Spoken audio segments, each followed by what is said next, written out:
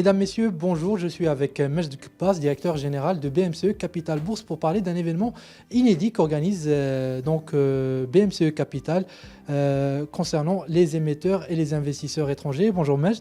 Bonjour Adil. Alors, qu'est-ce que c'est que cet événement? Est-ce que vous pouvez nous en dire un peu plus? Alors, il s'agit du Moroccan Equity Summit. C'est la deuxième édition de cet événement, puisque nous avons organisé l'année dernière en format digital.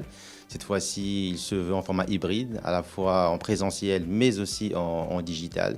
Donc, il y aura bien évidemment les investisseurs marocains, mais aussi étrangers, avec des émetteurs marocains, mais aussi étrangers, qui pourront justement participer à travers le format digital à cet événement-là. Alors, c'est quoi le concept? C'est des rencontres que vous organisez entre investisseurs et émetteurs, c'est bien ça? Oui, tout à fait. Alors, il y aura deux formats de rencontres. Il y a les formats groupe, où il y aura plusieurs investisseurs avec un seul émetteur, et des formats de one-to-one pour les investisseurs qui souhaitaient rencontrer l'émetteur en one-to-one. Voilà. Combien d'émetteurs et combien d'investisseurs présents? Alors, nous sommes sur 27 émetteurs, dont 5 de sociétés cotées à la BRVM, le reste, c'est des sociétés marocaines. Et nous sommes sur une quarantaine d'investisseurs institutionnels. Marocains, on a de tous bords, on a le Maroc, on a l'Afrique du Sud, Londres, Dubaï, voilà, donc un panel assez large.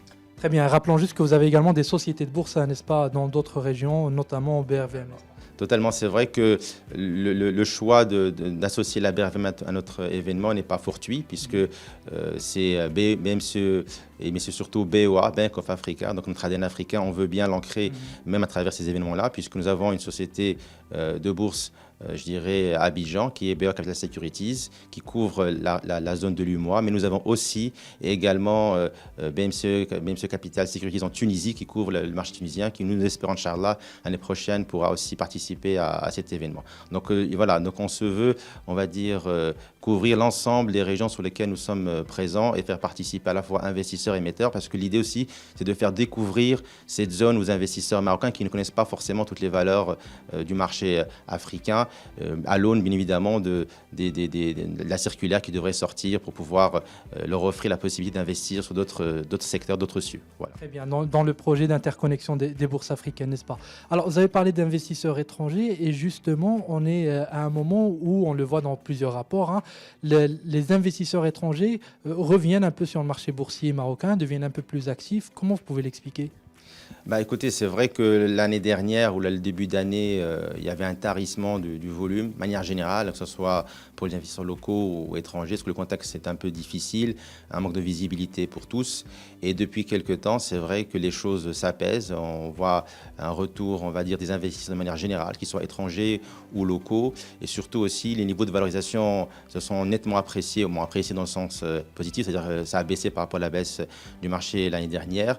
Et on le voit, les réalisations des sociétés cotées sont plutôt en ligne, avec des progressions qui sont toutes assez intéressantes après la publication du T1. Donc on est assez confiant et je pense que cette petit optimisme, on va dire, comme dit l'adage, on ne fait pas le printemps, mais quelque part c'est toujours intéressant de voir que le marché réagit aux bonnes nouvelles et de facto les étrangers aussi reviennent. Il faut dire aussi qu'il y a 3 semaines, on a vu le relancement MSCI avec un émetteur qui a vu sa pondération qui a progressé sur les MSCI Frontier, et donc ça explique, on va dire, cet intérêt pour notre marché. Très bien. Et justement, sur le timing de l'événement, alors peut-être que c'est de la coïncidence, mais vous l'organisez à un moment où on commence vraiment à voir un retour aussi bien des locaux, hein, des étrangers, mais également des locaux sur le marché marocain, l'indice Mazi progresse, etc. Pour vous, est-ce que cet optimisme est durable et justifié pour le moment? Alors pour le timing, c'est vrai qu'on l'a choisi parce que ça vient juste après la publication des résultats, plutôt les chiffres d'affaires sur le T1, pour leur permettre justement de communiquer sur les réalisations. C'est vraiment ça le but recherché. Après, effectivement, je dirais, on a une chance heureuse dans le sens où on n'avait pas anticipé que le marché répondrait de manière aussi positive sur le marché sur le Mazi. Mais c'est vrai que la question qui se pose, est-ce que c'est une hausse qui est durable?